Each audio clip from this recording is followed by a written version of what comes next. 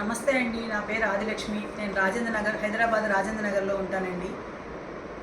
మేము ఈ బొమ్మల కొలువు అనేది 30 సంవత్సరాల నుంచి పెడుతున్నానండి. ఇది మా అత్తగారి ద్వారా పరంపర నేను కంటిన్యూ చేస్తున్నాను. ఈ బొమ్మల కొలువుని మా అత్తగారు చేసేవారు అంత క్రితం.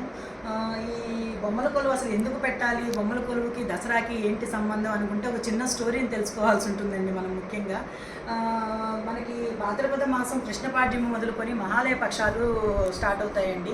ఆ మహాలయ పక్షాలు జరిగేటప్పుడు దేవదానవులకు యుద్ధం జరిగి దేవతలు అందరూ యుద్ధంలో ఓడిపోయి అరణ్యంలో తలదాల్చుకోవాల్సి వస్తుంది. ఆ టైంలో వాళ్ళందరూ బాధపడుతూ ఏంటి మనకి కష్టాలు, ఎన్నాళ్ళు మనకి కష్టాలు ఎప్పుడు తీరుతాయి అని చెప్పి బాధపడుతూ వాళ్ళు దుర్గాదేవిని ప్రార్థించగా దుర్గాదేవి ప్రత్యక్షమై వాళ్ళకి కొన్ని ఆయుధాలు, గద, త్రిశూలము, బాణము, కత్తి, డాలు అలాంటి కొన్ని ఆయుధాలను ఇచ్చి మీరు దానవులతో యుద్ధం చేయండి అని చెప్తుంది. దేవతా భార్యలకి కొన్ని దేవుడి విగ్రహాలను ఇచ్చి మీరందరూ ఈ దేవుడి విగ్రహాలను పెట్టి పూజించండి, మీకు అంతా మంచి జరుగుతుంది అని చెప్తారు. అప్పుడు వాళ్ళు దేవతలందరూ యుద్ధంలో ఉండగా వారి భార్యలు ఈ విగ్రహాలన్నింటినీ ఒక సమూహంగా పేర్చి పూజ ప్రారంభిస్తారు. ఆ పూజ జరుగుతున్న దీంతో ఆ పూజా ఫలంతో దేవతలందరూ చాలా అఖండమైన విజయాన్ని పొందుతారు. వాళ్ళు సంతోషంతో దుర్గాదేవిని బొమ్మల సమూహంలో పూజిస్తూ ఉండగా ఈ విజయానికి కారణమైన దుర్గాదేవి మీద, అమ్మవారి మీద మహిషాసురుడు అనే రాక్షసరాజుకి చాలా కోపం వచ్చి ఆవిడ మీదకి యుద్ధానికి వెళ్తాడు. వెళ్ళినప్పుడు అమ్మవారు ఒంటి సూదిపై నిలబడి, సూది మొనపై ఒంటి కాల మీద నిలబడి తపస్సు చేస్తూ 9 రోజులు ఒక్కొక్క రోజు ఒక్కొక్క అవతారంతో యుద్ధం చేస్తూ ఆ మహిషాసురుడిని మర్దిస్తారు. ఆ 9 రోజులు యుద్ధం తర్వాత మహిషాసురుడు చనిపోతాడు. చనిపోయిన తర్వాత 10వ రోజున మనం దాన్ని విజయదశమిగా, అఖండ విజయం ప్రాప్తించింది కాబట్టి విజయదశమిగా పండుగ సంతోషంగా జరుపుకుంటూ ఆ రోజు ఈ విజయానికి సంబంధించిన కారణమైన ఆయుధ పూజని అవన్నింటిని కూడా సంతోషంగా జరుపుకోవడం మనకు ఆనవాయితీగా వస్తుంది. కాకపోతే బొమ్మలకి ఈ దసరా పండగకి ఇంకేంటి సంబంధం అనుకుంటే దేవతా భార్యలు ఆ విగ్రహాలన్నింటినీ ఒక సమూహంగా పేర్చి పూజ చేశారు కాబట్టి దాన్ని మనం అదే బొమ్మల కొలువుని మనం ఈ విధంగా బొమ్మలు ఒకదానికొకటి పేర్చుకొని బొమ్మల కొలువును కూడా దేవతా విగ్రహాలని అవన్నీ పెట్టుకోవడం అనేది ఒక ఆనవాయితీగా, ఇంట్లో ఆడవాళ్ళం చేయడం అనేది ఒక ఆనవాయితీగా వస్తుంది. కాకపోతే ఈ 9 రోజులు 9 మెట్లు పెట్టి మనం బొమ్మలని పేర్చడం అనేది జరుగుతుంది.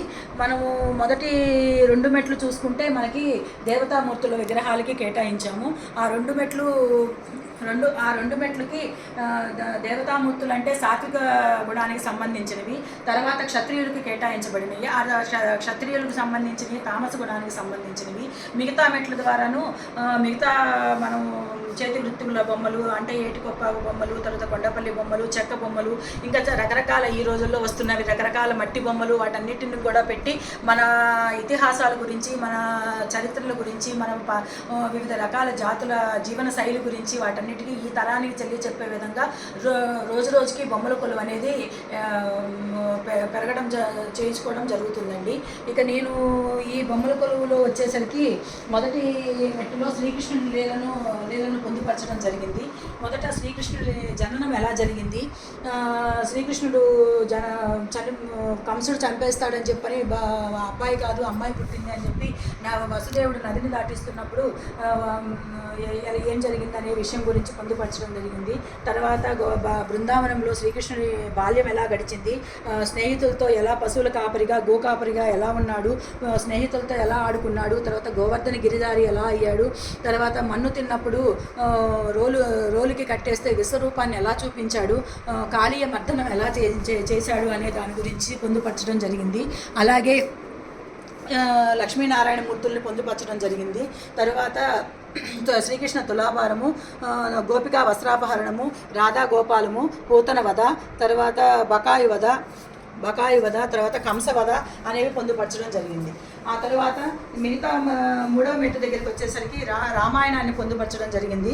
ఆ రామాయణంలో భాగంగా కొన్ని దృశ్యాలను పొందుపరిచాము. వాటిలో పుత్రకామేష్టి యాగము, తర్వాత గుహుడు నదిని రాముల వారి కాళ్ళు ఎందుకు కడుగుతాడు, దాని ఇతివృత్తాంతం ఏంటి, కాళ్ళు కడిగి ఎందుకు పడవ దాటించాడు, తర్వాత సీతాదేవి అరణ్యవాసంలో బంగారు లేడిని కోరుకోవడము, ఆ బంగారు లేడి కోసం వెళ్ళినప్పుడు రావణాసురుడు మారువేషంలో వచ్చి భిక్షను అడిగిన అయినప్పుడు అమ్మవారు లక్ష్మణ రేఖను దాటి బయటికి రావడం అనే దాని గురించి, తర్వాత ఈ సంవత్సరం కొత్తగా ప్రతి సంవత్సరం ఒక కొత్త ఇతివృత్తాంతం పెడతాం మేము. దాంట్లో భాగంగా అయోధ్య శ్రీరాముల వారిని చేర్చడం జరిగింది. తర్వాత సీతాదేవిని తీసుకెళ్తున్నప్పుడు జటాయువు రావణాసురుడిని అడ్డుకుంటే దాని పక్షి రెక్కలు విడిచేసి దాన్ని సంహరించడం అనేది పొందుపరిచాము. తర్వాత తాటకి వధ గురించి పొందుపరిచాము. అలాగే దశావతారాల గురించి పొందుపరచడం జరిగింది.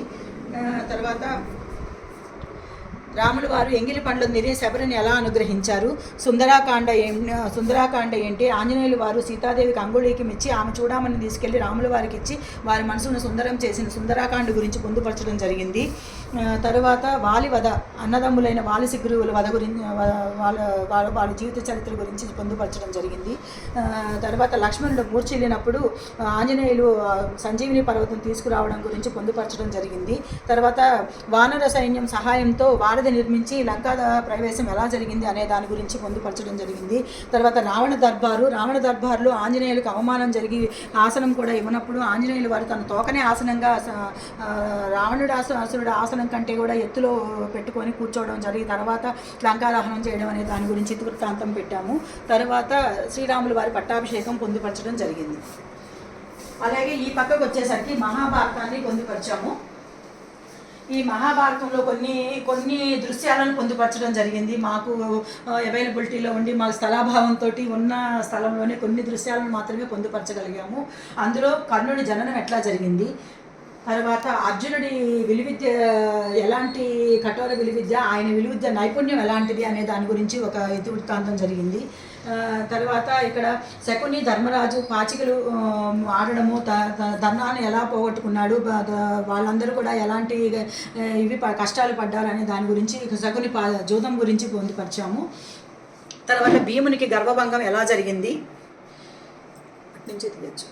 అక్కడి నుంచి ఎలా జరిగింది, తర్వాత శివుడి నుంచి అర్జునుడు పాశుపతాస్త్రాలను ఎలా పొందాడు, తర్వాత ద్రౌపదికి అక్షయ పాత్ర శ్రీకృష్ణుడు అక్షయ పాత్రని ఎలా ఏ విధంగా మళ్ళీ ఇవ్వగలిగాడు అనే దాని గురించి జరిగింది.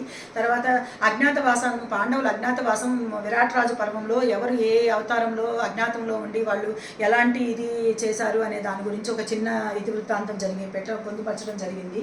తర్వాత అసలు ద్రౌపది వస్త్రాపహరణం ఎలా జరిగింది, ఎందుకు జరిగింది తెలియజేయాలి, అసలు ఏంటి ఆ ద్రౌపది వస్త్రాపహరణం వెనుక అసలు ఏంటి మనం తెలుసుకోవాల్సింది ఏంటి అనే దాని గురించి పిల్లలకు తెలియజేయడం కోసమని ద్రౌపది వస్త్రాపహరణం పొందుపరచడం జరిగింది.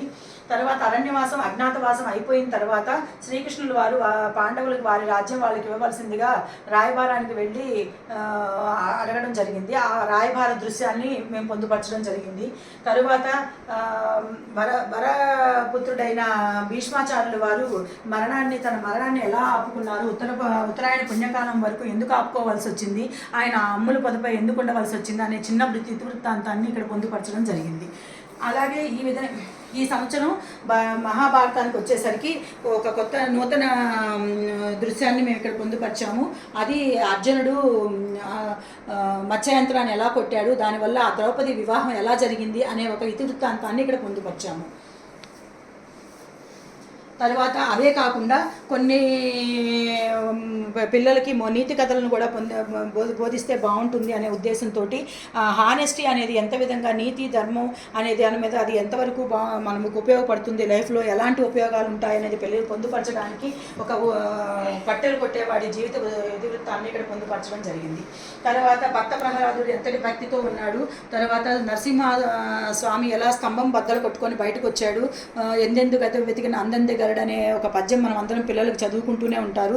ఆ పద్యం గురించి అక్కడ చూపించడం జరిగింది. అదే కాకుండా ఈ రోజుల్లో మనకి డే టు డే లైఫ్లో కొన్ని మన రాష్ట్రాలు పక్కన మన పొరుగు రాష్ట్రాల్లో ఉన్న జీవనశైలి ఎలా ఉంది, వాళ్ళ ఆహార్యాలు ఎలా ఉన్నాయి, వాళ్ళ జీవనశైలి అవన్నీ చూపించడం కోసం మేఘాలయ, చిరపుంజి, అస్సాం వారి జీవిత చరిత్ర, వాళ్ళ కాశీసు, గారసు వాళ్ళ తెగల గురించి పొందుపరచడం జరిగింది. తర్వాత గజేంద్ర మోక్షం గురించి చూపించడం జరిగింది అక్కడ. ఆ తర్వాత ఈ రోజుల్లో మనకి పిల్లలకి ఆహారం గురించి దాని విలువ గురించి తెలియడం లేదు అని చెప్పి నా అభిప్రాయం కూడా ఉందండి. కొంచెం ఒక మెతుకు సంపాదించడానికి, ఒక మెతుకు మనకి మన ప్లేట్లోకి రావాలంటే ప్రతి ఒక్కళ్ళు ఏ స్టేజ్లో ఎంత కష్టపడితే మనకు ఒక మెతుకు ప్లేట్లోకి వస్తుంది అనేది ఇప్పుడు పిల్లలకి తెలియజెప్పాలని చెప్పని ఇక్కడ దుక్కి దున్నడము, తర్వాత విత్తనాలు చల్లడము, తర్వాత నారుమడి వేయడము, తర్వాత నాట్లు వేయడము, తర్వాత మందులు పిచికారీ చేయడము, నీరు తడులు నివ్వడము, తర్వాత పంట కోతలు ఎలా కోస్తారు, నూర్పుళ్ళు ఎలా చేస్తారు, పంటలు ఎలా బస్తాల్లోకి ఎక్కి ట్రాన్స్పోర్ట్ చేస్తారు, భూస్వామి ఏంటి, వాళ్ళ దగ్గర పని వాళ్ళు ఎలా ఉంటారు, గుమస్తాలు ఏంటి, ఒక వ్యవస్థ గురించి, వ్యవసాయం అనేది ఒక వ్యవస్థ, ఆ వ్యవస్థ గురించి తెలియజెప్పడం కోసం ఒక చిన్న ప్రయత్నం చేశామండి. ఆ తర్వాత అక్కడ అండమాన్ నికోబార్ ఐలాండ్ గురించి కొంత చిన్న ప్రయత్నం చేశాం మేము ఈసారి. ఆ అండమాన్ నికోబార్ ఐలాండ్లో సెల్యులార్ జైలు ఎలా ఉంటుంది, అది ఎన్ని ఫ్లోర్స్ ఉంటుంది, అది ఎన్ని బ్లాక్స్ ఉంటుంది, ఆ బ్లాక్స్ ఏ విధంగా కన్స్ట్రక్షన్ చేయబడ్డాయి, అందులో మన స్వాతంత్ర సమరయోధులు ఎన్ని కష్టాలను అనుభవించారు, వాళ్ళకి ఎలాంటి శిక్షణలు పడ్డారు, వాళ్ళు ఎంతటి కష్టం పడితే మనం ఈ రోజున స్వతంత్రంగా బతుకుతున్నాము అనేది, హ్యాపీగా ఉన్నాము అనేది ఇప్పుడు పిల్లలకి తెలియజేయడం కోసం అని చెప్పి, ఇప్పుడు తరానికి తెలియజేయడం కోసం ఒక చిన్న ప్రయత్నం చేశామండి. ఆ విధంగానే అక్కడ అండమాన్ నికోబార్ ఐలాండ్లో ఒక జారా తెగలు ఉన్నారండి. ఆ తెగలు ఎంత అగ్రెసివ్గా ఉంటారు, వాళ్ళ డ్రెస్సింగ్ స్టైల్ ఏంటి, వాళ్ళ లైఫ్ స్టైల్ ఏంటి, వాళ్ళ హౌసెస్ ఎలా ఉంటాయి అనే దాని గురించి ఒక చిన్న ఇతివృత్తం చేయడం జరిగిందండి. అదేవిధంగా ఈ రోజుల్లో మ్యారేజెస్ గురించి, దాని మ్యారేజెస్ యొక్క ఇంపార్టెన్స్ గురించి, పెద్దలు మ్యారేజెస్ అనే దాని గురించి ఒక చిన్న కాన్సెప్ట్ పెట్టామండి. ఒక ఫ్యామిలీ ఎలా ఉంటుంది, ఒక కరెక్ట్ మ్యారేజ్ దాని గురించి చెప్పడం కోసం చిన్న ప్రయత్నం చేశాము. పెళ్ళి తర్వాత ఏం జరుగుతుంది, ఊరేగింపు, భోజనాలు, తర్వాత ప్రెగ్నెంట్ అయితే శ్రీమంతం ఎలా చేస్తారు, ఆ తర్వాత పిల్లలు, ఒక ఫ్యామిలీ అనేది ఒక లైఫ్ స్టైల్ ఎలా ఉంటుంది అనేది ఒక చిన్న ఇతివృత్తంగా చూపించామండి దాని గురించి. ఆ తర్వాత మేము అష్టమి రోజున అమ్మవారికి ఉయ్యాలు వేయడం జరుగుతుంది. ఉయ్యాల వేసి అందరికీ పసుపు కుంకాలను అందించడం జరుగుతుంది ఆడవాళ్ళందరికీ.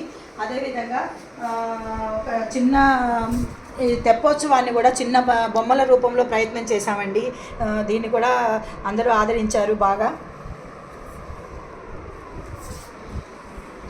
అలాగే ఈ బొమ్మల కొలువు పెట్టడము, ఏదో చేయడము అనే దానికంటే కూడా ఈ బొమ్మల కొలువులు పెట్టుకోవడం మూలాన అసలు బొమ్మల కొలువు పెట్టాము, సరే ఏదో చేసుకున్నాం అనేది కాదండి. ఈ రోజుల్లో బొమ్మల కొలువు ఆవశ్యకత చాలా ఉందని నా అభిప్రాయము. ఎందుకంటే అన్ని న్యూక్లియర్ ఫ్యామిలీస్ అయిపోయినాయి, ఎవరి హడావుడి ఎవరిది వాళ్ళదే. కనీసం ఇలాంటి పండుగలు ఇవి వచ్చినప్పుడు ఇలాంటి బొమ్మల కొలువు వాటి ద్వారా అసలు రామాయణంలో మహాభారతాలు ఇవన్నీ ఎందుకు పెట్టవలసి వచ్చింది, ఇప్పుడు ఒక్కొక్క ఇతివృత్తంలో మనం ఏం నేర్చుకోవాలి, ప్రతి దాని నుంచి కూడా మనం ఏది స్వీకరించాలి, ఏది వదిలేయాలి, ఏది చేయకూడదు, ఏది చేయొచ్చు అనేది ప్రతి ఒక్క స్టోరీలోనూ, ప్రతి ఒక్క ఇతిహాసంలోనూ కూడా ఉన్నాయని చెప్పి నా అభిప్రాయం అండి. అది ప్రతి ఒక్క పిల్లలకి నేను ఎవరు అడిగినా కానీ వాళ్ళకి ప్రతి ఒక్కటి స్టోరీ నేను ఎక్స్ప్లెయిన్ చేస్తాను. ఎందుకంటే వాళ్ళు తెలుసుకుంటారు. కనీసం ఒకళ్ళిద్దరన్నా దాని ద్వారా మంచిని స్వీకరిస్తే కనుక నాకు అంతకంటే సంతోషం ఏం లేదండి. కాకపోతే ఇంకొకటి పోతే మేము అందరం పసుపు బొట్లు తీసుకోవడం, పసుపు కుంకాలు పంచడం ద్వారా ఇక్కడ ముత్తైదువులు అందరూ మా ఇంట్లో గ్యాదర్ అవుతారండి. వాళ్ళందరూ కూడా చాలా సంతోషంగా, కమ్యూనిటీ మొత్తం కూడా మా ఇంట్లో బొమ్మల కొలువు అంటే పిల్లలు ఎక్కడికైనా ఎవరికైనా మామూలుగా వెళ్ళరేమో కానీ ఆంటీ వాళ్ళ ఇంట్లో బొమ్మల కొలువు అంటే మేము వస్తాము, ఈ సంవత్సరం కొత్తగా ఏం పెట్టారు కాన్సెప్ట్ మేము చూడాలి అని చెప్పని పిల్లలు వచ్చి ఆంటీ ఏం పెట్టారు అని అడుగుతుంటే నాకు చాలా హ్యాపీగా అనిపిస్తుందండి. పిల్లలకి ఉంది, ఉత్సాహం ఉంది, అన్నీ ఉన్నాయి. మనం చెప్పుకుంటూ చేసుకుంటే ఉంటే బాగుంటుందని నా అభిప్రాయం అండి. అదేవిధంగా వాళ్ళందరూ వచ్చి పిల్లలందరికీ స్వీట్స్ పంచుకొని మేము అందరం ఇంట్లో సరదాగా ఎంజాయ్ చేస్తాం. రాత్రి దాకా చాలా టైము ఇక్కడే స్పెండ్ చేస్తారు పిల్లలందరూ బొమ్మలు చూస్తూ. ఒక సంతోషంగా ఒక పండుగ జరుపుకోవడం అనేది మా ఇంట్లో ఎప్పటి నుంచో జరుగుతుందండి. ఈ కమ్యూనిటీలో అందరూ కూడా మాకు చాలా సహకరిస్తూ మమ్మల్ని ఎంతో ప్రోత్సహిస్తున్నారు. ఈ సంవత్సరం పెట్టారండి, ఏం పెడుతున్నారండి ముందు నుంచి అడుగుతూ ఉంటారు మమ్మల్ని. అది చాలా హ్యాపీగా ఉంటుంది, మాకు కూడా చాలా బూస్టింగ్గా ఉంటుందండి. అది నేను చాలా సంతోషంగా హ్యాపీగా దీని గురించి తెలియజేస్తున్నాను. ఎవరికైనా కొంతమందికైనా కొంతమంది అయినా నేర్చుకొని అన్నీ చేస్తే బాగుంటుందని చెప్పి నా అభిప్రాయం. చిన్న ప్రయత్నాన్ని అందరూ ఆదరిస్తారని చెప్పని. నమస్తే, మీ ఆదిలక్ష్మి.